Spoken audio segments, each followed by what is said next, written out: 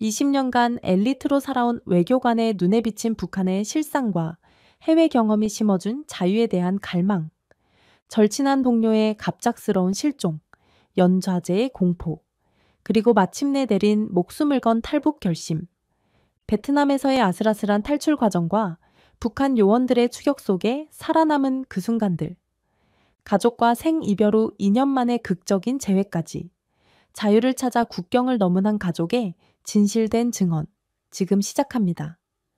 저는 박진호입니다. 북한에서 20년 동안 외교관으로 일했습니다. 엘리트라는 말이 무색하지 않게 김일성 종합대학 외국어학부를 졸업하고 외무성에 배치받았죠. 평범한 북한 주민들이 상상조차 할 수 없는 특권적인 삶을 살았습니다. 아프리카와 동남아시아 국가들을 오가며 북한의 이익을 대변하는 역할을 맡았어요. 북한 내에서는 영도자의 위대함과 북한 체제의 우월성만 배웠지만 해외에서 근무하다 보니 조금씩 의문이 생기기 시작했습니다. 처음 해외에 나갔을 때는 철저한 사상 교육으로 주변을 의심의 눈으로만 바라봤어요. 외국 호텔에 머물 때도 도청 장치가 있을까 두려워 말을 아꼈죠. 하지만 시간이 지날수록 제가 배운 세계와 실제 세계 간의 간극이 너무 컸습니다. 말레이시아에서 근무할 때였어요. 현지 시장을 방문했는데 식품이 풍족하게 쌓여있는 모습을 보고 놀랐습니다. 북한에서는 식량난이 심각하다고 들었는데 말이죠. 박동무, 저 과일들 보이나? 우리 인민들도 저렇게 풍족하게 먹을 수 있는 날이 오겠지? 옆에 있던 선배 외교관 말에 고개를 끄덕였지만 마음속으로는 의문이 생겼습니다. 북한 매체에서는 항상 다른 나라들이 경제 위기로 고통받고 있다고 보도했거든요. 실제로 본 세계는 달랐습니다. 외교관이란 직업 특성상 다양한 정보에 노출될 수밖에 없었고, 북한 체제가 선전하는 내용과 실제 현실 사이의 괴리를 점점 더 명확하게 인식하게 되었어요. 외교관으로서 특권을 누리면서도 내심 불안했습니다. 밤에 침대에 누울 때마다 내가 과연 올바른 삶을 살고 있는 건가라는 생각이 들었어요. 해외 파견 중 마주친 자유로운 삶의 모습들이 제 마음속에 작은 씨앗을 심었던 겁니다. 20년간의 외교관 생활은 제게 세상을 보는 눈을 열어주었습니다. 그 시간이 없었다면 지금 이 자리에서 제 이야기를 할 수도 없었겠죠. 가끔 과거의 제가 얼마나 북한 체제에 충성했는지 생각하면 부끄러움이 밀려옵니다. 하지만 그 시간이 있었기에 진실을 볼 수 있었으니 후회는 없습니다. 2010년 제 인생의 전환점이 찾아왔습니다. 절친한 동료 김태준이 갑자기 실종된 겁니다. 우리는 함께 김일성 종합대학을 졸업하고 외무성에 배치받았어요. 김태준은 영국 주재 북한 대사관에서 근무하다 본국으로 소환되었는데 귀국 후 연락이 두절됐습니다. 처음에는 특별한 임무를 맡았나 생각했죠. 한 달이 지나도 소식이 없어 조심스럽게 알아보기 시작했어요. 외무성에서는 아무도 김태준에 대해 말하지 않았습니다. 마치 그런 사람이 존재하지 않았던 것처럼요. 불안감이 커져갔습니다. 어느 날 밤, 예전에 김태준과 함께 일했던 리 국장이 제 집을 찾아왔어요. 리 국장은 술에 취한 척하며 나지막이 말했습니다. 태준이 정치범 수용소로 갔다네. 영국에서 현지 언론과 인터뷰하면서 본국의 경제 상황을 약간 솔직하게 언급했다는군. 누군가 그 인터뷰 내용을 본국에 보고했고. 자네도 조심하게. 충격으로 한동안 말을 잇지 못했습니다. 김태준은 체제에 충성하는 인물이었어요. 단지 경제 상황을 조금 솔직하게 말했다는 이유로 그런 처벌을 받다니요. 그날 밤 잠을 이루지 못했습니다. 머릿속에서는 김태준의 웃는 얼굴과 그가 정치범 수용소에서 겪을 고통이 교차했어요. 다음 날부터 행동을 조심했습니다. 누가 나를 감시하고 있을지 모른다는 생각에 항상 경계했죠. 직장에서도 동료들과의 대화를 최소화했어요. 김태준의 실종은 제 내면의 깊은 불안과 의문을 심어주었고 체제에 대한 신뢰를 크게 흔들었습니다. 이전에는 흐릿했던 의심이 구체적인 형태를 띠기 시작한 순간이었죠. 말레이시아 주재 북한 대사관으로 파견되었습니다. 쿠알라룸푸르는 북한과 달리 활기차고 자유로운 도시였어요. 대사관 업무 중 하나가 현지 기업들과 교류하는 것이었는데 그중에는 한국 기업들도 있었습니다. 물론 공식적으로는 적대국이었지만 경제 협력이 필요할 때는 이런 원칙도 유연해지곤 했죠. 현지 한국 기업인 박상무와의 첫 만남을 지금도 생생히 기억합니다. 그는 자연스럽게 제게 명함을 건네며 친절하게 대해 주었어요. 북한 사람이라고 경계하거나 적대감을 드러내지 않았죠. 회의가 끝난 후 식사 자리에서 박상무는 한국의 경제 발전에 대해 이야기했습니다. 우리나라가 60년대만 해도 세계 최빈국이었다는 거 알고 계세요? 지금은 세계 10위권 경제대국이 되었습니다. 그의 말을 믿기 어려웠지만 제가 본 현실은 그의 말이 사실임을 뒷받침했어요. 대사관 도서실에서는 해외 언론 자료들을 볼 수 있었습니다. 보안 등급이 높아 일반 직원들은 접근할 수 없었지만 제 직위 덕분에 열람이 가능했죠. 거기서 북한 내부의 기근 상황과 인권 문제에 대한 보도들을 접했습니다. 충격적이었던 것은 1990년대 북한의 고난의 행군 시기에 수많은 주민들이 굶어 죽었다는 사실이었어요. 북한 매체에서는 일시적 어려움이라고만 했는데 실제로는 대규모 화사가 있었던 겁니다. 외교관으로서 제한적이지만 인터넷도 사용할 수 있었습니다. 처음에는 업무 목적으로만 사용했지만 점차 해외 뉴스를 검색하기 시작했어요. 북한의 3대 세습과 내부 권력 투쟁에 관한 정보를 접하면서 제가 믿어왔던 체제의 선전이 거짓이었음을 깨닫게 되었습니다. 밤에 홀로 머무는 사무실에서 이런 정보들을 접할 때마다 가슴이 조여왔어요. 진실을 알게 되는 것은 고통스러웠지만 이제 돌아갈 수 없는 길에 접어들었다는 것을 느꼈습니다. 3년간의 해외 근무를 마치고 본국으로 소환되었습니다. 평양으로 돌아오니 모든 것이 답답하게 느껴졌어요. 말레이시아에서의 자유로운 생활과 달리 북한에서는 모든 행동과 말에 신경을 써야 했습니다. 외교관이라는 특권적 신분에도 불구하고 감시의 눈초리를 느꼈어요. 박동무, 해외 근무하다 보면 사상이 흐트러질 수 있으니 당 학습에 더 열심히 참여해야 하네. 직장 상사가 던진 이 말은 단순한 충고가 아닌 경고처럼 들렸습니다. 해외에서 돌아온 외교관들은 특별 관리 대상이었어요. 사상 검열이 강화되었고 일상적인 보고서 제출도 더 빈번해졌습니다. 평양 밖으로 출장을 갔을 때 본 현실은 더 충격적이었어요. 공식 수행원으로 함경북도를 방문했는데 도시를 벗어난 지역의 상황은 처참했습니다. 어린아이들이 영양실조로 야윈 모습, 식량을 구하러 다니는 주민들의 절박한 눈빛이 아직도 선합니다.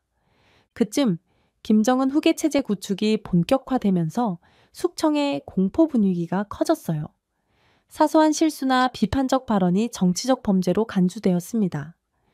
외교부 내에서도 여러 동료들이 갑자기 사라졌어요. 공식적인 이유는 혁명화 교육 또는 특별 임무였지만 모두 그 말의 의미를 알고 있었습니다. 특히 충격적이었던 건 제 멘토였던 리성국 선배의 운명이었어요. 리 선배의 아들이 중국 유학 중 한국으로 탈북했다는 이유로 선배는 하루아침에 모든 직위를 박탈당하고 함경북도 탄광으로 추방되었습니다. 연좌제의 무서움을 직접 목격한 순간이었어요. 이런 상황들을 보며 내 가족도 언제든 같은 운명에 처할 수 있다는 두려움이 커졌습니다. 북한 체제의 실상을 아는 것은 축복이 아닌 저주 같았어요. 알면서도 침묵해야 하는 고통, 그것이 제 일상이 되었습니다. 상부로부터 다음 해외 파견 준비를 하라는 지시를 받았습니다. 겉으로는 기뻐하는 척했지만 내심 이것이 마지막 기회가 될 수도 있다는 생각이 들었어요. 해외에 나가면 탈북할 수 있을지도 모른다는 희망과 가족을 두고 떠나야 한다는 두려움 사이에서 갈등했습니다. 아내와 딸 수연은 제 인생의 전부였어요. 수연은 평양 제일중학교에 다니는 우등생으로 장래가 촉망되는 학생이었습니다. 아내는 평양의학대학 병원에서 간호사로 일했고요. 그들과 함께 탈북하기엔 위험이 너무 컸어요. 외교관의 가족은 항상 감시 대상이었고 해외 파견 중에도 가족은 일종의 인질로 본국에 남겨두는 경우가 많았습니다. 몇 주간의 고민 끝에 결단을 내렸어요. 혼자 탈북한 후 나중에 가족을 구출하기로 했습니다. 아내에게 조심스럽게 이 생각을 털어놓았어요. 처음에 아내는 충격을 받았지만 곧 이해해 주었습니다. 당신이 먼저 가서 자리를 잡고 우리를 데려올 방법을 찾아주세요. 우리는 여기서 버틸게요. 아내의 단호한 눈빛에서 용기를 얻었습니다. 탈북 준비를 위해 중국 국경 근처에서 비밀리에 활동하는 브로커와 연락을 취했습니다. 해외 파견 중 알게 된 재외 교포의 도움으로 연결된 브로커였어요. 필요한 정보와 자금을 준비하며 계획을 세웠습니다. 모든 준비는 극도로 조심스럽게 진행했어요. 작은 실수 하나가 가족 전체의 운명을 바꿀 수 있었으니까요. 드디어 해외 파견 명령이 내려왔습니다. 베트남 하노이에서 열리는 경제협력회의에 북한 대표단으로 참석하게 된 것이죠. 떠나기 전날 밤 가족과의 마지막 시간을 보냈습니다. 평소와 다름없이 행동하려 했지만 마음속으로는 이것이 마지막일지도 모른다는 생각에 괴로웠어요. 아내는 말없이 제 손을 꼭 잡았습니다. 그 손길에서 꼭 성공해서 돌아와 우리를 데려가라는 메시지를 느꼈어요. 수연은 제가 좋아하는 음식을 직접 준비했고 마지막으로 집을 나설 때 뛰어와 안아주었습니다. 아빠, 꼭 건강하게 돌아오세요. 그 말을 들으며 눈물을 참기 어려웠습니다. 하지만 감정을 숨기고 평양을 떠났어요. 뒤돌아보면 그것이 북한에서의 마지막 순간이었습니다. 베트남에 도착한 날 숙소인 하노이 시내 호텔에 짐을 풀었습니다. 대표단 단장의 지시로 회의 자료를 검토하고 북한의 입장을 정리하는 업무를 맡았어요. 표면적으로는 성실한 외교관의 모습을 유지했지만 내심으로는 탈북할 적기를 노리고 있었습니다. 회의 둘째 날 저녁 기회가 왔어요. 대표단 다른 멤버들이 베트남 관료들과의 만찬에 참석하는 동안 저는 두통을 핑계로 호텔에 남았습니다. 방에서 급한 일로 잠시 나갔다 오겠다는 메모를 남긴 후 미리 연락해둔 브로커와 만나기로 한 장소로 향했어요. 호텔을 빠져나와 택시를 탔을 때 심장이 미친 듯이 뛰었습니다. 뒤를 돌아보니 호텔 앞에서 북한 보위부 요원으로 보이는 2명이 급하게 택시를 잡고 있었어요.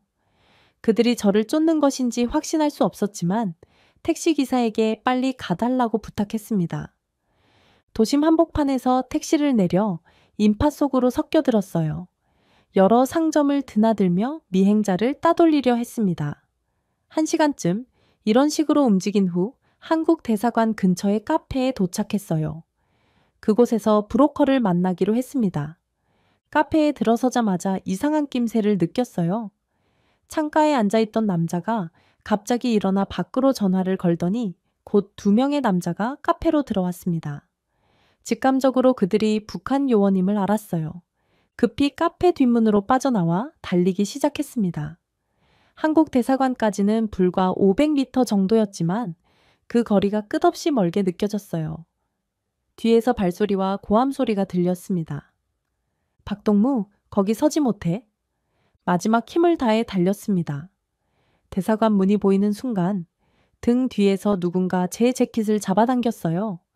재킷을 벗어던지고 마지막 스퍼트를 올렸습니다. 드디어 대사관 경내에 진입했고 문 앞에서 경비원들에게 외쳤어요. 저는 북한에서 온 망명 신청자입니다. 도와주세요. 경비원들이 재빨리 대응해 저를 안으로 인도했습니다. 뒤에서는 북한 요원들이 분노에 찬 표정으로 서 있었어요. 그들의 시선이 살인적이었지만 이제 그들의 소나귀에서 벗어났다는 사실에 안도감이 밀려왔습니다. 대사관 내에서 한국 외교관들이 저를 맞이했어요. 처음으로 한국 사람들과 자유롭게 대화를 나눴습니다. 그들은 제 상황을 이해하고 망명 절차를 도와주겠다고 약속했어요. 물론 검증 과정이 필요했지만 일단 안전했습니다. 그날 밤 대사관 임시 숙소에서 오랜만에 편안한 잠을 잤어요. 이제 새로운 삶이 시작되었다는 희망과 함께 북한에 남겨진 가족에 대한 걱정이 교차했습니다. 하지만 이미 돌아갈 수 없는 강을 건넜다는 것을 알았어요. 한국에 도착한 첫날 인천공항에 내렸을 때의 감정은 아직도 생생합니다. 비행기에서 내려 한국 땅을 밟는 순간 온몸에 전율이 흘렀어요. 자유의 땅에 마침내 발을 디뎠다는 실감이 안 났습니다. 공항에서 국정원 직원들이 저를 맞이했어요. 그들은 친절했지만 경계심도 느껴졌습니다. 당연한 일이었죠. 고위 외교관의 탈북은 흔한 일이 아니었으니까요. 국정원 시설로 이동하면서 창밖으로 본 서울의 모습에 압도되었습니다. 고층 빌딩들과 번화한 거리, 세련된 차량들로 가득한 도로를 보며 북한의 선전이 얼마나 거짓이었는지 다시 한번 실감했어요. 조사 과정에서 놀란 것은 국정원이 제가 근무했던 해외 공관의 내부 상황까지 상세히 알고 있다는 점이었습니다. 박진호 씨, 말레이시아 대사관에서 근무할 때 2층 왼쪽 사무실이 당신의 자리였죠? 베트남에 가기 전 김성철 부상과 개인적인 면담을 했다고 들었습니다만 맞습니까? 그들의 정확한 정보에 놀랐어요. 북한은 대외적으로 철통 같은 비밀 체제를 자랑했지만 한국은 이미 많은 것을 알고 있었습니다. 조사를 마치고 하나원으로 이동했어요. 그곳에서 다른 탈북민들과 함께 남한 사회 적응 교육을 받았습니다. 저와 달리 직접 두만강이나 압록강을 건너 목숨을 걸고 탈북한 분들의 이야기를 들으며 깊은 감명을 받았어요. 제 탈북은 상대적으로 안전했지만 그분들은 정말 죽음의 문턱을 넘어온 것이었습니다.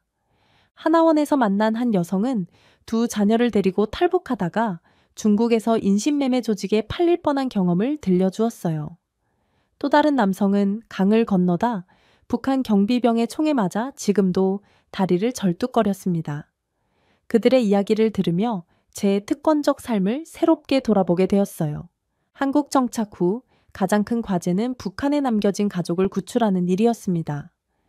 국제인권단체의 도움을 받아 중국 브로커와 연결됐어요. 그들을 통해 아내와 딸에게 메시지를 전달했습니다.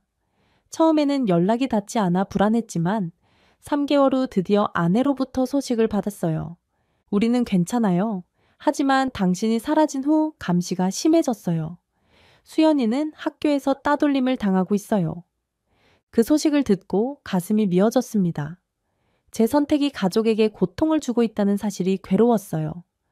하지만 이제 돌아갈 수 없었고 유일한 길은 그들을 데려오는 것뿐이었습니다. 브로커를 통해 탈북 계획을 세웠어요. 위험했지만 아내는 용기 있게 딸과 함께 그 계획에 동참했습니다.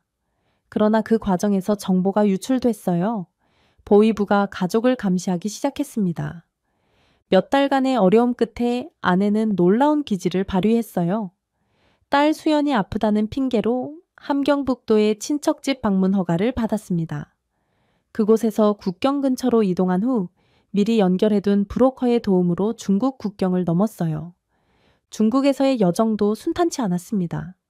중국 공안의 단속을 피해 라오스, 태국을 거쳐야 했어요. 그 과정에서 여러 차례 위기를 맞았지만 다행히 무사하게 태국에 도착했습니다.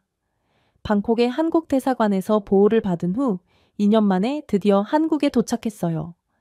아내와 딸을 다시 만났을 때의 감격은 말로 표현할 수 없습니다. 두 사람 모두 탈북의 고생으로 지쳐 있었지만 눈빛만은 생기 넘쳤어요. 딸 수연은 훌쩍 자라 제가 기억하던 모습과 달랐습니다. 두 사람을 품에 안았을 때 비로소 모든 것이 현실이라는 것을 실감했어요. 집으로 돌아오는 차 안에서 아내가 들려준 탈북 과정은 가슴 아팠습니다. 제가 사라진 후 가족은 정치범 가족이라는 낙인이 찍혔고 감시와 차별 속에서 살아야 했다고 해요. 수연은 학교에서 따돌림을 당했고 아내는 직장에서 쫓겨났습니다.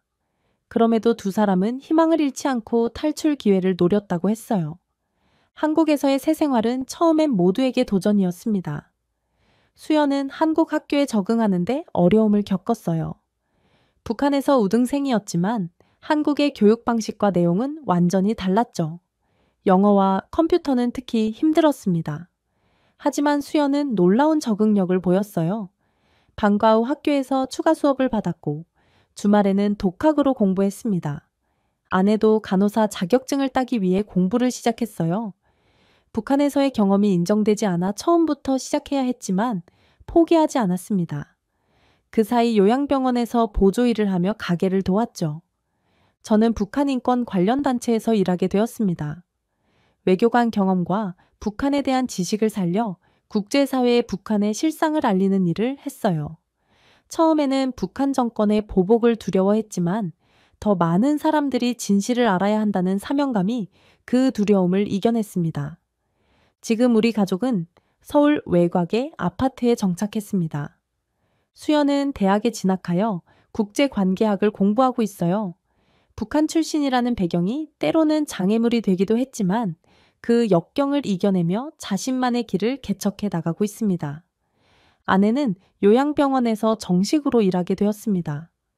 가끔 북한에 두고 온 친구들과 가족들이 생각납니다. 특히 김태준의 운명은 여전히 마음에 무거운 짐으로 남아 있어요. 그가 아직도 정치범 수용소에 있는 건지 아니면 이미 이 세상 사람이 아닌 건지 알 수 없습니다. 리성국 선배도 마찬가지고요. 그들을 위해 제가 할 수 있는 일은 북한의 인권 상황을 국제사회에 알리는 것뿐이라고 생각합니다. 물론 한국 생활이 항상 순탄한 것은 아닙니다. 여전히 북한 출신이라는 이유로 편견을 마주할 때가 있어요. 직장에서 미묘한 차별을 느낄 때도 있고 가끔은 간첩 아니에요? 라는 농담까지 들을 때도 있습니다. 하지만 그런 경험들이 오히려 저를 더 강하게 만들어줬다고 생각해요. 가장 힘든 순간은 북한의 핵실험이나 미사일 발사 뉴스가 나올 때입니다. 그때마다 북한 출신에 대한 시선이 달라지는 걸 느껴요. 하지만 그럴 때일수록 더 당당하게 북한 주민과 정권은 다르다는 것을 알리려고 노력합니다. 북한 주민들도 정권의 피해자라는 사실을 많은 사람들이 이해해 주길 바랍니다. 탈북 이후의 삶을 돌아보면 많은 어려움이 있었지만 후회는 없습니다. 가족 모두가 자유롭게 자신의 꿈을 추구할 수 있는 곳에서 살고 있으니까요. 무엇보다 소중한 것은 진실을 말할 수 있는 자유입니다. 북한에서는 상상할 수 없었던 일이죠. 지금 이 순간에도 많은 북한 주민들이 자유를 갈망하며 위험한 탈북을 시도하고 있습니다. 모든 탈북민의 이야기가 다르지만 우리 모두는 더 나은 삶을 위해 목숨을 걸고 국경을 넘었다는 공통점이 있어요. 그들 모두가 안전하게 자유를 찾기를 진심으로 바랍니다. 제 이야기가 누군가에게 영감이 되거나 북한에 대한 이해를 높이는 데 조금이라도 도움이 된다면 그것으로 충분합니다. 앞으로도 계속해서 목소리를 내며 언젠가 통일된 한반도에서 모든 사람이 자유롭게 살 수 있는 날을 위해 노력할 것입니다. 그것이 제가 자유를 얻은 대가로 할 수 있는 최소한의 의무라고 생각합니다. 북한 군부의 심장부, 권력의 정점에 서 있던 한 남자. 그는 오랫동안 충성을 맹세하며 체제의 핵심을 지켜왔습니다. 그러나 어느 순간 자신이 믿어온 세계가 무너지고 있다는 걸 깨닫게 됩니다. 오랜 동료가 순식간에 사라지고 가족까지 보이지 않는 감시망에 걸려들었을 때 그는 결정을 내려야 했습니다. 끝까지 체제에 남아 목숨을 부지할 것인가? 아니면 모든 걸 버리고 목숨을 건 탈출을 감행할 것인가? 과연 그는 어떤 선택을 했을까요? 저는 김태성이라고 합니다. 저는 북한인민군에 20년 넘게 몸담으며 중장 계급까지 올랐고 최고 지도자 김정은의 핵심 측근으로 활동해왔죠. 군사전략가로서 실력을 인정받아 군부 내에서 빠르게 두각을 나타냈지만 사실 제 내면에는 늘 불안과 회의가 조금씩 존재했습니다. 그런데 제가 그 감정을 뚜렷하게 자각하게 된 계기는 몇 달 전 시작된 연이은 핵실험과 미사일 발사였습니다. 국제사회의 강도 높은 제재가 이어지면서 우리 주민들의 삶이 극도로 피폐해졌고 군부 내에서도 자원배분 갈등이 심화되었죠. 그런데 그 와중에 제 오랜 동료이자 함께 작전을 수행하던 박성민 소장이 숙청되는 사태가 발생했습니다. 그는 언젠가 저에게 슬쩍 제재를 풀 수 있는 대화의 가능성을 탐색해야 한다고 얘기했던 인물이었죠. 공개재판장에서 죄목이 낭독되는데 대부분이 최고 지도자 방침에 대한 불경죄니 어쩌니 하는 황당한 명목이었습니다. 그가 처형장으로 끌려가는 광경을 보고 있자니 마음 한편에 자리 잡고 있던 의구심이 폭발적으로 커졌습니다. 혹시 우리가 대외적으로 선전해 온 내용이 사실과 다른 부분이 너무 많은 것은 아닐까?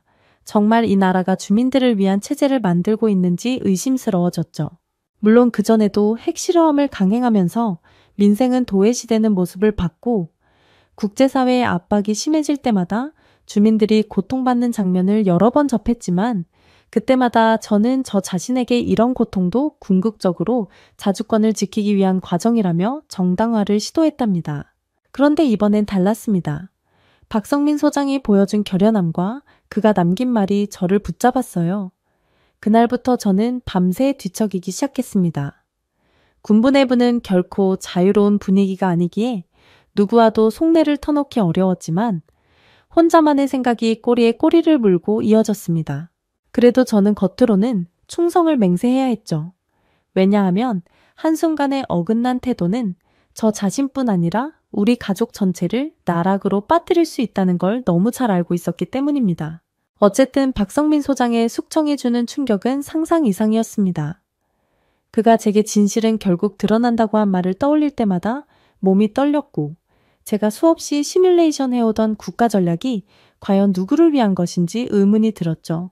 국가를 위해 충성해온 인물들을 이렇게 간단히 제거해버리는 조직에 대한 두려움이 찾아왔고 그걸 지켜보는 저 역시 안전하지 않다는 사실이 절절하게 느껴졌습니다. 게다가 핵실험이나 미사일 발사 후 강화되는 제재가 이제는 군인들 가정조차 위협하는 수준에 이르렀습니다. 식량 공급이 예전만 못해 굶주리는 부대원들을 목격할 때마다 가슴 한구석이 쓰렸습니다. 저 같은 고위 간부야 일단 식량이나 생활 필수품을 어느 정도 우선받지만 일반 병사나 그 가족들은 점점 어려움이 심해지니 바깥 세상이 어떻게 돌아가는지 궁금해질 수밖에 없다는 생각도 들었어요. 그와 동시에 제가 쌓아온 경력과 명예가 언제라도 무너질 수 있다는 공포 역시 커졌습니다. 특히 박성민 소장의 숙청 과정은 너무 급작스럽고 무자비했죠. 공개 재판이 열리자마자 꼼짝없이 죄명만 들씌워진 채 사라져갔으니까요. 그날 저는 호흡이 가빠지고 손발이 떨렸습니다. 제가 애써 쌓아올린 이 체제에서 제게도 언제든 같은 일이 벌어질 수 있다는 걸 알았기 때문입니다. 그래서 그날 이후 저는 제 마음속에 피어오르는 의문과 불신을 억누르려 해도 잘 되지 않았습니다. 박성민 소장의 숙청 사건 후에도 저는 매일같이 군부 내 업무에 전념해야 했습니다. 최고 지도자의 지시에 맞춰 새로운 무기 개발 방향을 검토하고 병참부대의 물자 지원을 결정하는 등 여러 가지 군사 전략을 짜느라 쉴 틈이 없었죠.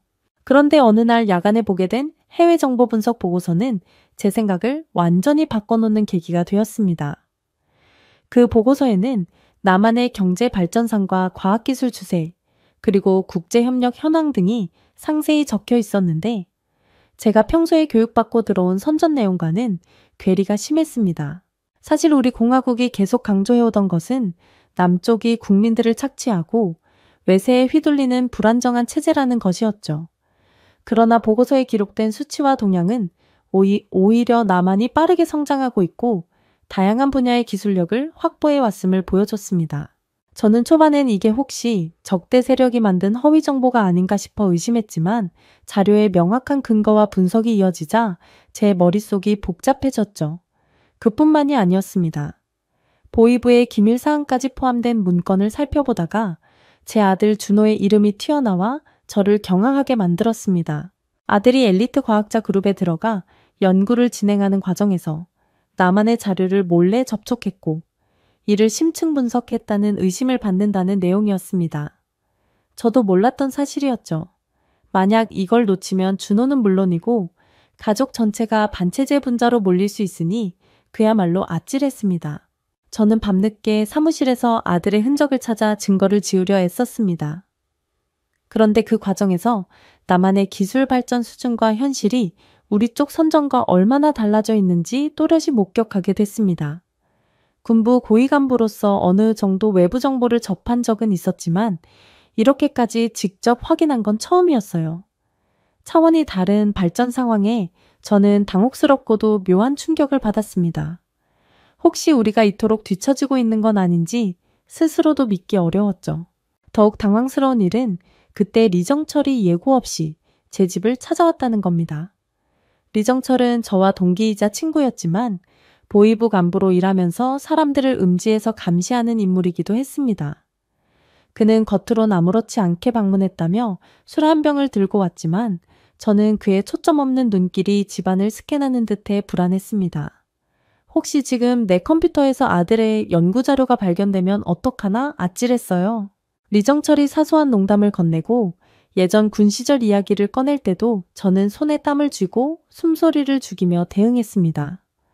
그의 목적이 뭔지 알 수 없었거든요. 다행히 그는 별탈 없이 돌아갔지만 그가 두고 간 말들이 제 머릿속에 계속 맴돌았습니다. 아무도 믿을 수 없는 세상이 되지 않았느냐는 그의 농담 같은 한마디가 소름 끼치도록 사실처럼 들렸죠. 결국 저는 아들과 깊은 이야기를 나눠봐야 한다고 결심했습니다. 아들이 이미 남한 자료를 꽤 깊이 파헤쳐 본 듯 했으니 언젠가 사고를 칠 수도 있었으니까요. 그런데 제가 준호를 다그치는 순간 뜻밖에도 아들은 저에게 반문했습니다. 아버지도 알고 있지 않느냐고, 북한의 현실이 얼마나 왜곡돼 있는지 모르지 않을 텐데 언제까지 속인 척할 거냐고.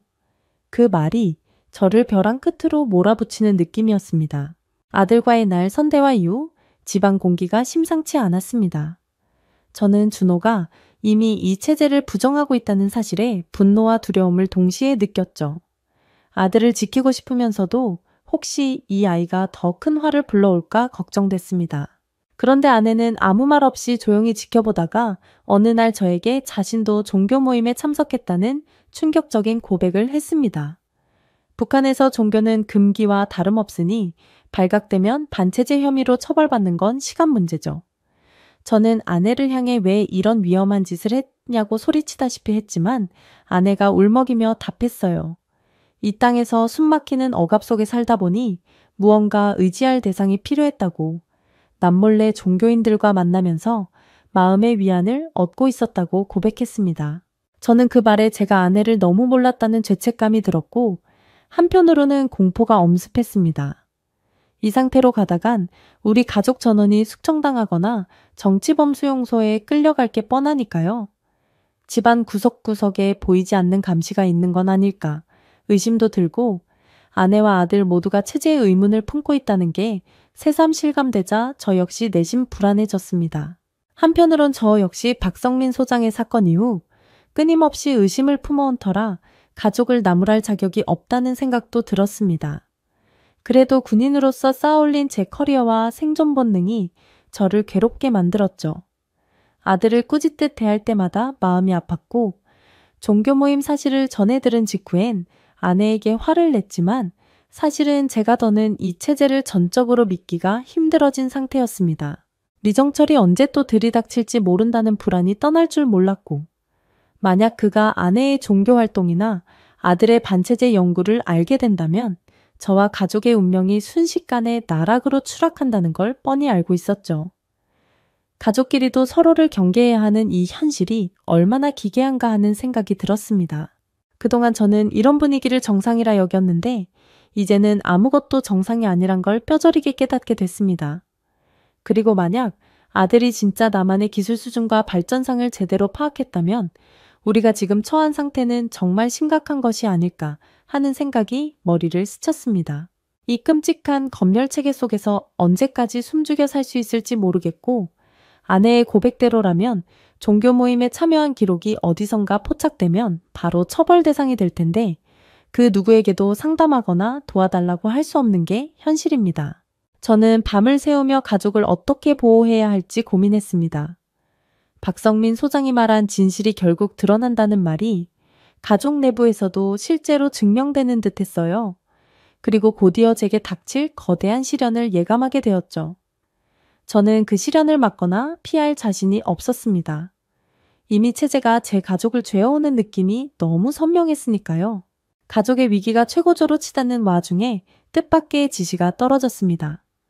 김정은이 저에게 직접 정치범 수용소 시찰 임무를 부여한 것이죠.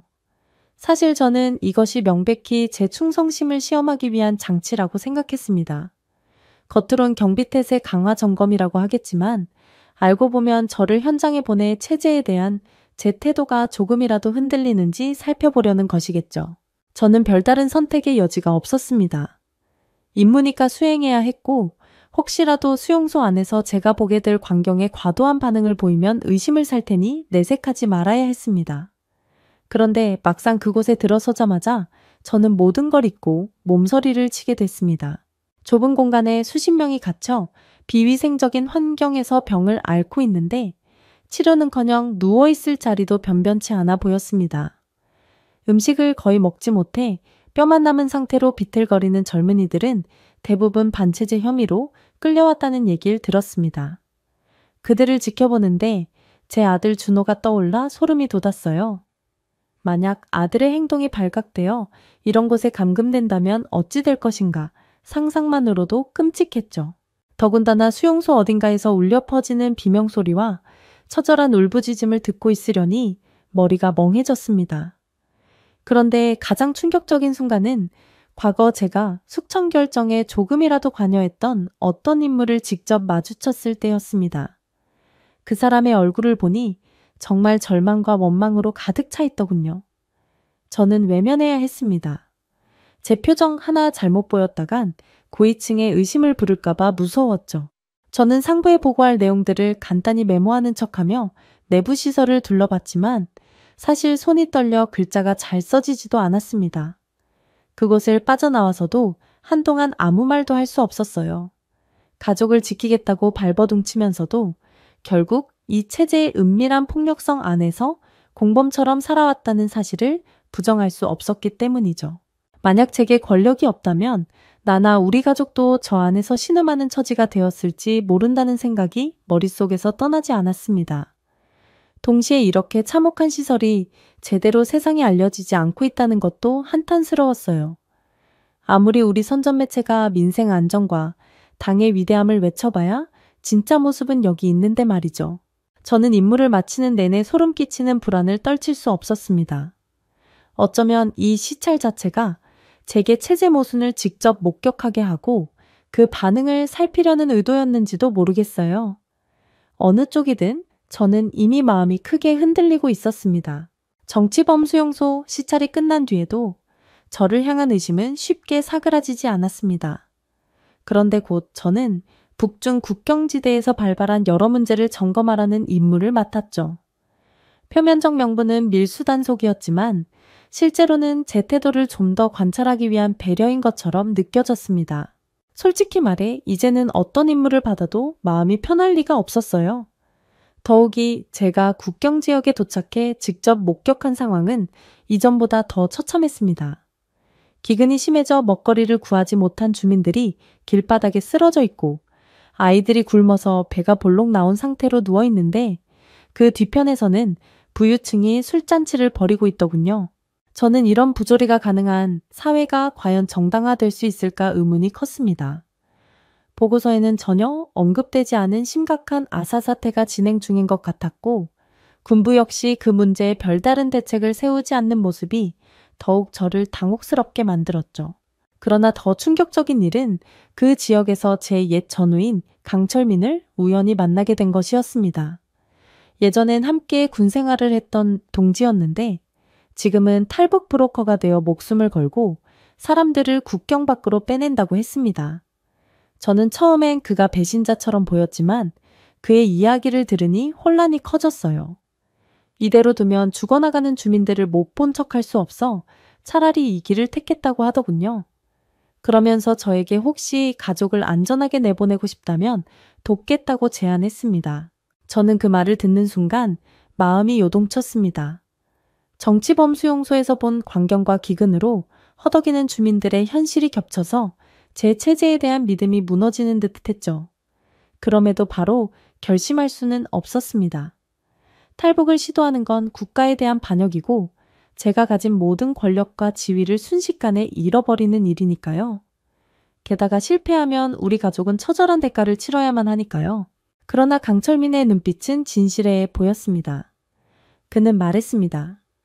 이대로 있으면 김태성 당신도 결국 숙청되든지 가족을 잃든지 둘 중 하나가 되지 않겠냐고.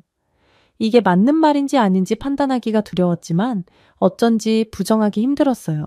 저는 그날 밤 숙소로 돌아와 잠도 이루지 못하고 수없이 머릿속을 굴렸습니다. 만약 제가 여기서 돌아가면 체제 내에서 의심받으며 살아야 하고 가족이 안전하다는 보장도 없죠. 반면 탈북을 감행한다면 성공할지도 불확실하고 실패 시 모든 게 끝장날 거였습니다. 한쪽은 지옥이 확정된 듯 보이고 다른 한쪽도 지옥으로 갈 위험이 큰 상황에서 저는 이 중 어디로 가야 하나 고민에 빠졌습니다. 평양으로 복귀한 뒤 불안하게 시간을 보내던 어느 날 또 하나의 비극적 소식을 접하게 됐습니다. 장동일 대령이 체포되었다는 거였죠. 저와 오랫동안 함께 작전을 펼치며 호흡을 맞춰온 인물이었는데 갑자기 보위부가 들이닥쳐 그를 끌고 갔다는 말이었습니다. 이건 분명히 저에게도 경고의 메시지를 보내는 행위로 보였어요. 내부에서 서로를 견제하고 의심하며 권력을 유지하려는 싸움이 더 치열해진 모양입니다. 저는 이쯤 되면 나도 언제든지 제거될 수 있겠다고 직감했습니다. 이미 박성민 소장 숙청 이후 불안이 고조되어 있었는데 장동일 대령 체포까지 겹치니 이제 더 이상 지체하면 안 되겠다는 생각이 들었죠. 저는 결국 가족을 살리기 위해 탈북이라는 결정을 내릴 수밖에 없었습니다. 국경에서 브로커로 활동하는 강철민을 떠올렸고 어떻게든 그와 연락을 취해야겠다고 마음먹었어요. 물론 이 위험한 계획을 성공시키려면 군 내부의 협조가 필요했기에 제가 가장 믿고 있던 부관 민준석 소령에게 은밀히 제 의도를 전했습니다. 그런데 마음 한구석에는 의심이 스쳐 지나갔습니다. 혹시 민준석 소령마저 보위부와 연결된 인물이라면 모든 걸 일러 바치지 않을까. 하지만 선택의 여지가 없었어요. 민준석 소령은 제가 그동안 여러 작전에서 함께 일하며 쌓은 신뢰가 있으니 믿어보기로 했습니다. 다행히 그는 저를 배신하는 대신 군사훈련 명목으로 부대를 국경 가까이 이동시키는 방안을 꺼내놓으며 통로를 열어주겠다고 했습니다. 저는 얼른 아내와 아들을 불러 상황을 설명했습니다. 더 늦으면 우리 모두가 위험에 처한다 말했죠. 준호는 이미 각종 자료를 보고 각성한 상태라 탈북을 망설이지 않았고 아내도 이미 체제 감시를 너무나 두려워하고 있었기에 결국 서로 마음이 맞았습니다. 물론 두려움과 떨림이 없을 순 없었지만 그래도 도망칠 수밖에 없는 처지라면 기회를 잡는 수밖에 없었어요. 저는 밤늦게까지 지도를 펼쳐놓고 동선과 시간을 계산했습니다. 국경에서 어떻게 강철민과 접촉하고 어떤 경로로 도주할지 치밀하게 준비해야 하니까요. 가족들의 목숨이 걸린 일이니 한치의 실수도 용납되지 않았습니다. 이제 정말 마지막 단계라는 생각에 숨조차 거칠어졌습니다. 우리는 그날 밤 서로에게 무슨 일이 있어도 서로를 포기하지 말자고 다짐했습니다. 결정의 순간이 왔습니다. 민준석 소령이 주선한 군사훈련 시찰 일정에 맞춰 저는 아내와 아들을 몰래 동행시켰고 차량 2대가 국경 쪽으로 이동했습니다. 표면적으로는 부대 순찰을 위한 이동이라고 보고를 해놨지만 리정철이나 다른 보위부 인물들이 의심을 품지 않을까 노심초사했죠. 정말로 가슴이 쿵쿵 뛰어 아파올 지경이었습니다. 그리고 국경북은 도로에 다다르는 순간 강철민이 알려준 방식대로 숨겨진 길로 빠져나가려 했는데 그때 예기치 못한 인물이 나타났습니다. 바로 리정철이었습니다. 그는 뭔가 촉이 왔는지 갑작스레 국경지대로 온 듯 보였죠. 저는 식은땀이 흘러내리고 마음이 새까맣게 타들어가는 기분이었습니다. 계획을 접어야 하나 잠깐 고민했지만 곧 민준석 소령이 태연하게 리정철을 상대하며 자리를 돌려쓰는 모습을 보고 기회를 엿봤습니다. 민준석 소령이 시간을 벌어준 덕에 저는 아내와 아들을 데리고 경계선 쪽으로 달려갈 수 있었죠. 목숨을 건 도박이었습니다. 조금이라도 지체하거나 운이 나빴다면 리정철의 수하들에게 붙잡히고 말았겠죠. 숨막히는 도주 끝에 밤을 틈타 국경을 넘는 데 성공했지만 안도의 한숨을 쉴 겨를도 없었습니다. 중국 땅에 들어온 순간부터 다시 위험이 도사리고 있었거든요. 중국 공안에 적발되면 그대로 북한으로 송환되니까요. 우선 강철민이 소개해준 브로커와 접촉해 은신처를 마련했지만 그 브로커가 돈만 노리고 우리 가족을 위협하기도 했습니다. 저는 닥치는 대로 협상을 하면서도 한밤중에 은신처를 옮겨 다녔죠. 그런 일이 여러 번 반복되니 아내는 심한 불안에 시달렸고 아들은 언제쯤 이 지옥이 끝나냐고 묻곤 했어요. 사실 저도 도무지 언제쯤 탈출 경로가 확보될지 몰랐으니 답을 할 수 없었습니다. 우리의 목적지는 한국이었지만 바로 갈 수 없었고 동남아 일대를 거치는 우회 루트를 써야 했죠. 미리국 과정에서 배신당할 수도 있다는 걱정, 경찰 단속에 걸릴지도 모른다는 공포가 늘 따라다녔습니다. 그래도 강철민이 마지막까지 우리를 도우려 애썼습니다. 그는 제가 과거 전우이자 친구였던 점을 잊지 않았다고 말했죠. 제가 만약 권력만 좇으며 안주해왔다면 이렇게까지 몸을 던질 수 없었을 겁니다. 결국 몇 달이 넘는 도피 생활 끝에 우리 가족은 한국에 입국하는 데 성공했습니다. 그 순간의 해방감은 말로 다 할 수 없었어요. 한국에 도착한 저는 국정원의 보호와 조사를 받으며 북한 내부 실태를 낱낱이 털어놓았습니다. 정치범 수용소의 악몽 같은 환경, 기근으로 죽어가는 주민들, 부패한 권력층이 주민들을 착취하는 구조 등을 가능한 한 진솔하게 밝히려 노력했죠. 동시에 저 역시 군사전략의 핵심에 있던 사람으로서 수많은 숙청에 관여하고 간접적으로 가담했다는 사실을 숨기지 않았습니다. 한때 저는 그걸 국가적 충성의 이름으로 정당화했지만 이곳에 와서 모든 것을 다시 되돌아보니 그건 분명 잘못된 선택이었습니다. 그렇다고 제가 북한에 남아서 바꿀 수 있는 영향력이 충분했느냐 묻는다면 솔직히 아니라고 답할 수밖에 없습니다. 권력과 공포가 철저히 지배하는 체제에서 개인의 양심이 설 자리는 미미했으니까요. 그러나 이제 저는 그 죄를 씻기 위해 그리고 더 많은 북한 주민들이 인간답게 살 수 있는 길을 찾기 위해 남은 인생을 헌신해보겠다고 다짐했습니다. 가족 역시 한국에서 각자 적응하며 미래를 설계하고 있습니다. 아들은 새로운 과학 연구를 통해 자신이 바라던 꿈을 펼칠 기회를 얻었고, 아내는 종교의 자유 속에서 자기 자신을 회복해가고 있죠. 이 자유로운 환경이 너무나 낯설고 기묘해서 때론 눈물이 나려 합니다. 제가 그동안 믿어온 선전들이 완전히 틀린 건 아니라고 정신 승리를 해보려 애쓰지만 사실 보이는 현실은 비교 불가하게 풍족하고 자율적이에요. 부끄러운 건 오히려 제가 그렇게 잘못된 정보를 무의식적으로 퍼뜨리는 일에 동참했었다는 점입니다. 그래도 저는 과거를 자책만 하기보다는 앞으로 제가 할 수 있는 역할을 고민하고 싶습니다. 민준석 소령이나 강철민처럼 마음이 깨어난 이들이 북한에도 여전히 존재할 겁니다. 그들이 혹여 체제에 저항하다 발각되지 않길 바랄 뿐입니다. 동시에 리정철 같은 이들도 자기 신념대로 체제를 지키기 위해 혈안이 되어 있을 테니 언제가 될지는 몰라도 언젠간 북한 사회가 큰 변화를 맞이할 날이 올 거라고 믿습니다. 저는 계속 증언을 하고 싶습니다. 수용소에 수감된 사람들의 절규와 주민들의 골마가는 현실을 낱낱이 알리는 것이 제가 마지막으로 할 수 있는 최소한의 책임이니까요. 언젠가 평양에도 진정한 봄이 찾아오겠죠. 그날이 오면 저 역시 조심스레 고향 땅을 밟아볼 수 있지 않을까 작은 희망을 품어봅니다. 그리고 이 긴 이야기를 들어주신 분들께 부탁드리고 싶습니다. 부디 이 현실을 외면하지 말아달라고 말이죠. 감사합니다. 저는 이제 그림자에서 벗어났지만 여전히 그 그림자 안에 갇힌 이들이 많다는 사실을 알려드리고 싶었습니다. 북한의 엘리트 과학자였던 한 청년이 어느 날 홀연히 사라졌습니다. 강가에는 그의 신발과 옷가지만이 덩그러니 남겨져 있었죠. 모두가 그가 스스로 목숨을 끊었다고 믿었고, 하지만 이것은 그가 계획한 완벽한 연극의 시작이었죠. 국가의 가장 비밀스러운 연구를 하던 그가 선택한 위험한 탈출, 그리고 그 뒤에 숨겨진 놀라운 이야기를 들려드릴게요. 여러분이라면 그의 선택을 어떻게 생각하시나요?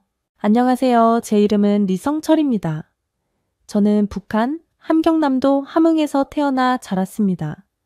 제 이야기를 들으시는 분들께서 제가 어떤 삶을 살아왔는지 조금이라도 이해해 주신다면 좋겠습니다. 지금부터 말씀드릴 이야기는 제가 직접 겪은 일들입니다. 제가 왜 이런 선택을 하게 되었는지, 그리고 어떤 상황에서 그 결정을 내리게 되었는지 최대한 솔직하게 말씀드리고 싶습니다. 저는 어릴 때부터 공부를 좋아했습니다.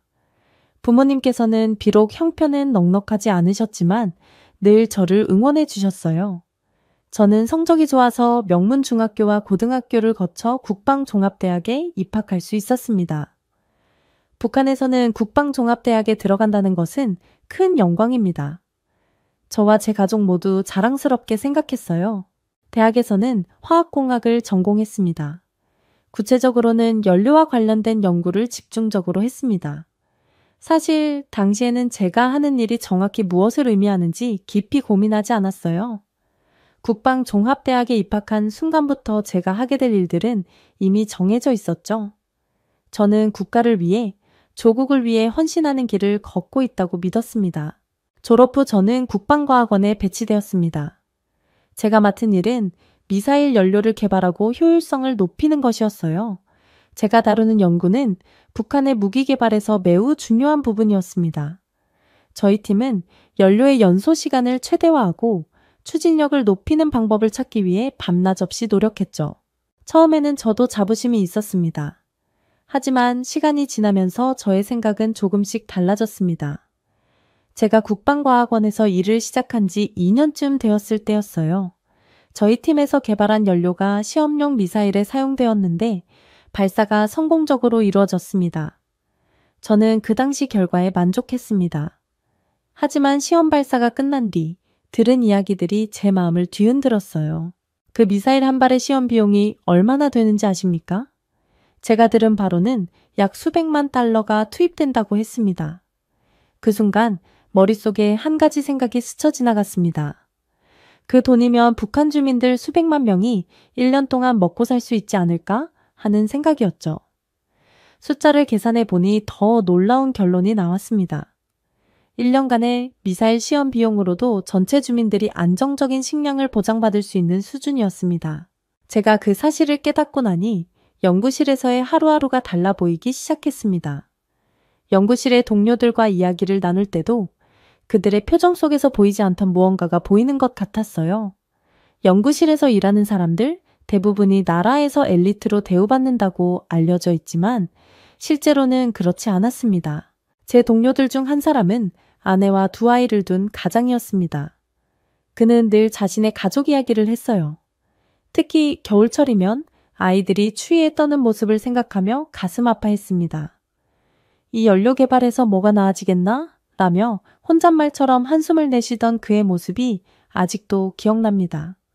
저 역시 부모님과 형제들이 굶주림을 겪고 있다는 사실을 알고 있었기에 그 심정을 잘 이해할 수 있었습니다. 하지만 제가 가장 큰 충격을 받은 것은 제가 개발한 기술이 주민들의 삶과는 아무런 관련이 없다는 사실이었습니다. 제가 만든 연료가 더 강력해질수록 더 먼 거리를 날아갈 수 있을수록 북한 당국은 그것을 자랑스러워했지만 주민들에게는 그 어떤 도움도 되지 않았습니다. 오히려 더 많은 자원이 군사적 목적에 집중되는 만큼 주민들은 점점 더 궁핍해져 갔습니다. 제가 본 것, 들은 것, 느낀 것들은 저에게 큰 변화를 가져왔습니다. 하지만 그때까지만 해도 저는 제가 할 수 있는 일이 많지 않다고 생각했어요. 저는 단지 과학자일 뿐이었습니다. 정치나 군사 문제는 저의 일이 아니라고 스스로를 설득했습니다. 그러나 그 생각도 오래가지 못했습니다. 제가 계속 이 일을 해야 하는지 아니면 다른 선택을 해야 하는지 고민이 깊어졌습니다. 그런데 그 선택이 쉬운 것은 아니었어요.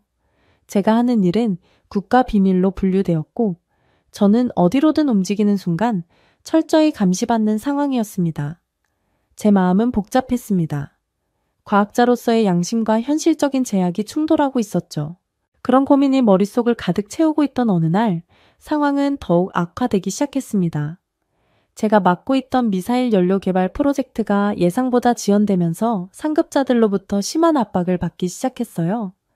한 가지 문제는 새로운 연료의 효율을 높이려는 시도가 기술적 난관에 부딪혔다는 점이었습니다.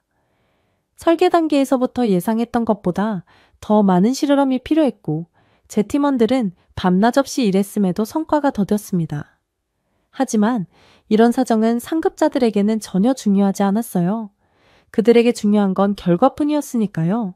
회의가 끝날 때마다 담당 지도원은 제게 노골적으로 경고했습니다. 동무, 이번에 실패하면 책임은 고스란히 당신이 져야 한다는 걸 잊지 마시오. 그 말 속에는 단순한 업무 책임을 넘어선 암시가 담겨 있었습니다. 제가 실패하면 제 가족까지 안전을 보장받지 못할 수도 있다는 경고였죠.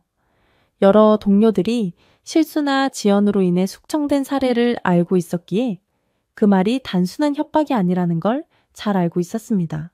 그러던 중 부모님과 형제들로부터 온 소식은 제 마음을 더 무겁게 했습니다.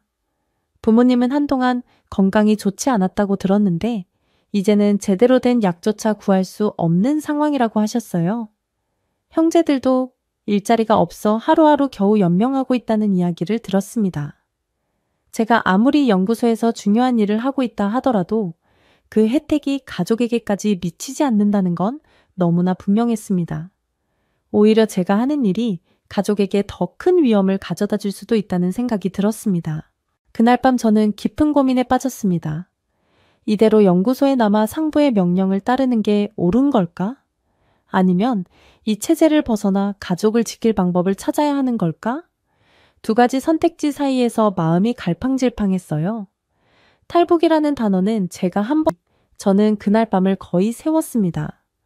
마음 한편에서는 죄책감이 들었습니다. 그는 저를 위해 자신의 시간을 할애하며 도와주고 있는데 저는 그를 두고 떠나야 한다는 사실이 저를 괴롭혔습니다. 하지만 다른 한편으로는 이 선택이 제 가족을 구할 수 있는 유일한 방법이라는 생각도 들었습니다. 그는 계획의 세부 사항을 마련하는데 큰 도움을 주었습니다. 연구소의 일정과 경비 순찰의 빈틈, 그리고 제가 필요한 물품들까지도 세심하게 알려주었죠. 마지막 순간까지도 그는 저를 응원하며 격려했습니다. 성철 동무, 네가 꼭 성공해서 가족을 구해낼 수 있기를 바란다. 나는 여기 남지만 마음으로는 너와 함께 할 거야. 그의 말은 제게 큰 용기를 주었습니다. 이제 저는 한 발 더 나아갈 준비가 되어 있었습니다.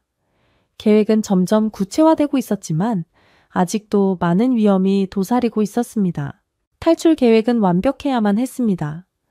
제 행동 하나하나가 실패와 성공을 결정지을 수 있었기에 작은 실수조차 용납될 수 없었죠. 저는 연구소에서 시험용 연료를 외곽시설로 수송하는 임무를 맡고 있었습니다. 이 임무는 연구소와 외부 시설 간의 물자를 옮기는 일이었기에 평소에는 그다지 눈에 띄지 않는 일이었어요. 하지만 저에게는 탈출을 감행할 수 있는 절호의 기회가 되었습니다. 수송 일정이 확정되자 저는 준비를 서둘렀습니다. 탈출을 위해 필요한 물품을 확보하는 것이 우선이었어요.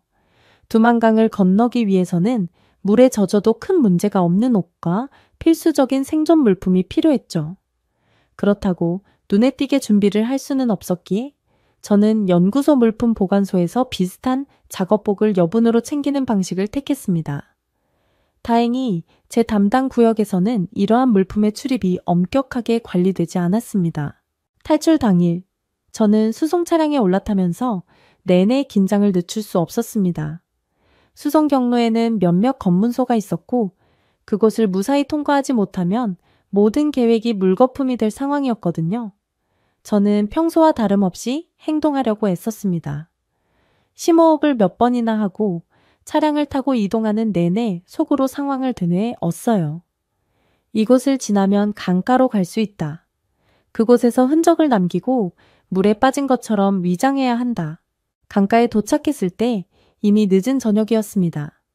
저녁이면 경비가 다소 느슨해진다는 정보를 확인하고 그 시간을 노렸던 겁니다. 강가는 예상보다 어둡고 적막했습니다. 찬바람이 불어오며 강물이 잔잔히 흐르는 소리만 들렸습니다. 저는 그곳에서 준비한 물품을 확인하고 제 흔적을 남기기 시작했습니다. 신발 한 켤레와 작업복 일부를 물가 근처에 두고 마치 물에 빠져 실종된 것처럼 보이도록 신발을 약간 어긋난 위치에 놓았어요. 마지막으로 호주머니에 넣어둔 작은 수첩 한 권을 물가에 떨어뜨렸습니다. 수첩에는 일부 가짜 메모가 적혀 있었습니다. 제가 감당하지 못할 일을 고민하다 극단적인 선택을 한 것처럼 보이게 하기 위해서였죠. 모든 것을 남겨둔 후 저는 천천히 강가를 따라 움직이며 강물 속으로 몸을 숨겼습니다. 얼음장처럼 차가운 물이 옷 속으로 스며들어 몸을 옥죄는 듯했지만 오히려 그 차가움이 제 정신을 맑게 해주었습니다. 강을 건너는 일은 생각보다 더 어려웠습니다. 물살은 잔잔해 보였지만 실제로는 발밑에서 저를 끌어당기는 듯한 힘이 있었습니다. 물속에서 떠오르지 않으려 조심하며 헤엄쳤지만 중간에 몇 차례 강바닥에 발이 닿지 않아 당황하기도 했습니다. 강을 건너는 동안 제 머릿속에는 온갖 생각이 떠올랐습니다. 지금 실패하면 어떻게 될까? 내 흔적이 들통나면 가족들은 무사할 수 있을까? 그런 생각들은 저를 더 초조하게 만들었지만 결국 저는 강 건너편의 중국 땅에 발을 딛게 되었습니다. 중국에 도착했지만 저는 여전히 완전한 안전을 보장받을 수 없었습니다. 국경지대는 북한 요원들이 활발히 활동하는 지역이었고 탈북자를 붙잡아 강제로 송환하는 일이 빈번하다는 사실을 알고 있었기 때문입니다. 저는 최대한 눈에 띄지 않으려 했고 사람들과의 접촉을 피하며 조심스럽게 움직였습니다. 몇 시간을 그렇게 버티다 보니 몸이 굳어졌습니다. 조금씩 이동을 시작하면서 저는 근처에 있는 마을로 향했습니다. 북한을 탈출한 이들 중 일부는 접경 지역의 중국인들에게 도움을 받는 경우도 있다고 들은 적이 있었습니다. 하지만 그것은 운에 달린 일이었죠. 누구를 믿어야 할지, 누구를 조심해야 할지 알 수 없었습니다. 운명처럼 저는 한 작은 교회를 발견했습니다. 그 교회는 접경 지역에서 탈북자들을 돕는 곳으로 알려져 있었지만 제가 그것을 확인하기까지는 시간이 걸렸습니다. 처음 교회에 발을 들였을 때는 제 자신도 의심스러웠습니다. 혹시 함정일 수도 있다는 생각이 들었거든요. 교회 관계자들은 제게 따뜻한 차 한 잔과 음식을 내밀며 저를 안심시키려 했습니다. 하지만 저는 그들의 호의를 쉽게 받아들이지 못했습니다. 모든 것이 너무 낯설고 두려웠기 때문이죠. 그날 밤, 저는 교회의 한 방에서 지냈습니다. 작은 창문에서 들어오는 달빛이 희미하게 방 안을 비췄고 저는 한참 동안 잠들지 못했습니다. 정말 여기가 안전할까? 라는 의문이 계속 머리를 맴돌았어요. 제 가방 안에는 제가 북한에서 가져온 작은 메모와 몇 가지 개인적인 물건들이 있었는데 그중 일부는 제가 누구인지 드러낼 수 있는 것들이었어요. 만약 교회 안에 북한 요원의 정보가 전달된다면 제 존재는 곧 발각될 것이 뻔했습니다. 그런 제 의심은 시간이 지나며 조금씩 누그러졌습니다. 교회의 사람들은 진심으로 저를 돕고자 했습니다. 그들은 제게 중국 내 다른 은신처로 이동할 계획을 제안하며 위조 신분증을 준비해 주겠다고 했습니다. 위조 신분증은 제3국으로 이동하기 위한 필수적인 도구였습니다. 제가 중국 내에서 체류하려면 합법적인 신분이 필요했지만 그것을 확보하는 건 탈북자들에게 거의 불가능한 일이었거든요. 위조 신분증을 준비하는 동안 저는 교회 근처의 작은 방에서 은신하며 시간을 보냈습니다. 그곳은 마을 외곽에 위치한 조용한 곳이었는데 덕분에 외부인의 출입이 거의 없었습니다. 하지만 안전하다고 느낄 새도 없이 멀리서 들려오는 낯선 목소리나 차량 소음 하나에도 심장이 뛰었습니다. 특히 한 번은 교회 근처에 낯선 차가 멈춰 서 있는 모습을 보고 숨을 죽인 적도 있었습니다. 저는 창문 뒤에 몸을 숨긴 채 그들이 떠날 때까지 한참 동안 움직이지 못했어요. 그동안 교회 관계자들은 저를 제3국으로 보내기 위한 계획을 세심히 준비해 주었습니다. 이동 경로와 함께 필요한 문서, 그리고 현지에서의 지원 네트워크에 대한 설명까지도 꼼꼼히 알려주었어요. 제3국으로 가는 길은 간단하지 않았습니다. 중국 내에서도 여러 번 경유지를 옮겨야 했고 매 순간 적발의 위험이 있었습니다. 제가 체포된다면 북한으로 송환되는 것은 물론이고 저를 도운 교회 사람들까지 위험에 처할 수 있었기 때문에 모든 과정이 조심스러울 수밖에 없었습니다. 출발 당일, 저는 새벽 어스름이 시작될 무렵 교회를 떠났습니다. 몇 겹으로 껴입은 옷과 작은 배낭 하나만을 들고 조용히 움직였습니다. 교회 사람들은 끝까지 저를 배웅하며 무사히 도착할 수 있을 거예요. 우리도 계속 기도하겠습니다. 라는 말을 남겼습니다.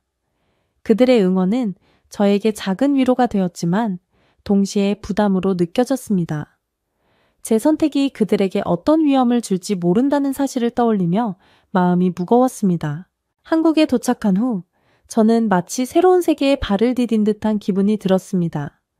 하지만 동시에 낯설고 두려운 것도 사실이었습니다. 제게는 적응해야 할 것들이 너무 많았어요. 우선 이곳에서 저의 과거를 숨기는 것이 무엇보다 중요했습니다.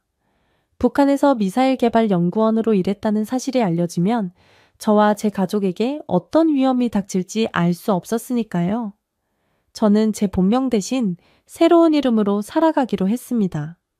과거를 감추는 일이 쉽지는 않았지만 그게 저와 가족을 지키는 유일한 방법이라고 생각했어요. 정부가 제공한 초기 정착 프로그램을 통해 저는 한국 사회에 조금씩 적응해 나갔습니다. 탈북자들을 위한 교육 과정에서는 기초적인 경제 활동부터 문화 차이에 이르기까지 다양한 것을 배울 수 있었어요. 강의를 듣는 동안 저는 최대한 주목받지 않으려 노력했습니다.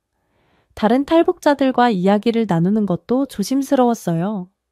그들은 대부분 농업이나 노동과 관련된 배경을 가지고 있었고, 제가 북한에서 했던 일과는 너무도 달랐습니다.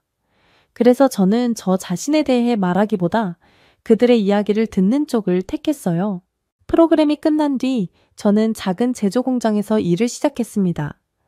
제품을 조립하거나 포장하는 단순 노동이었지만 저에게는 이곳에서 살아가는 데 필요한 최소한의 수입을 얻을 수 있는 중요한 일이었습니다.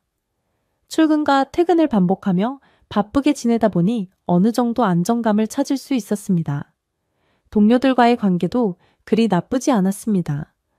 다만 그들에게는 제가 어디에서 왔는지에 대한 궁금증이 많았고 저는 그 질문을 피해 다녀야 했어요. 북에서 왔습니다. 라고 짧게 말하면 그들은 더 이상 묻지 않았습니다. 그들의 배려가 감사하기도 했지만 속으로는 여전히 경계심이 가득했어요. 제 마음 한편에서는 항상 가족이 떠올랐습니다. 제가 혼자 이렇게 안전한 곳에 있다는 사실이 오히려 저를 더 괴롭혔어요. 부모님과 형제들은 여전히 북한에서 힘든 삶을 살고 있을 텐데 제가 그들을 두고 온 것이 죄책감으로 다가왔습니다. 그래서 저는 정착 후 약 1년이 지나자마자 가족을 데려오기 위한 방법을 모색하기 시작했습니다. 하지만 그 과정이 간단하지는 않았습니다. 우선 가족을 데려오려면 그들에게 접근할 수 있는 안전한 경로가 필요했습니다. 북한 내부의 감시망은 촘촘했고 그 누구도 마음대로 움직일 수 없는 상황이었어요. 특히 제가 탈북한 이후로 저의 가족 역시 의심의 대상이 되었을 가능성이 컸습니다. 그렇기 때문에 어떤 식으로든 그들이 무사히 국경을 넘도록 도와줄 방법을 찾아야 했습니다. 저는 탈북자 지원단체를 통해 조심스럽게 정보를 수집하기 시작했습니다.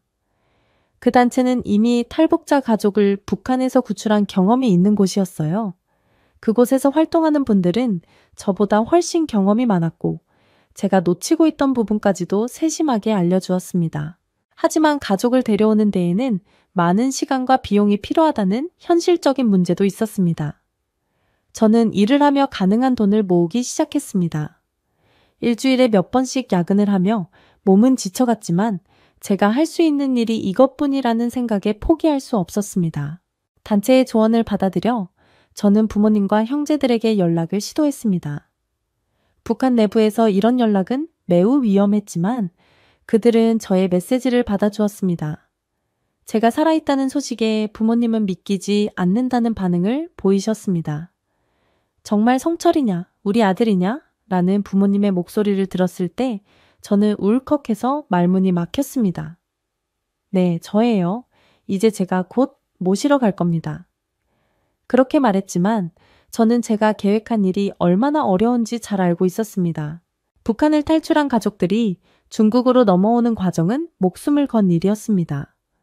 국경을 넘는 동안 붙잡히면 가족 모두가 처벌받을 수 있는 상황이었죠.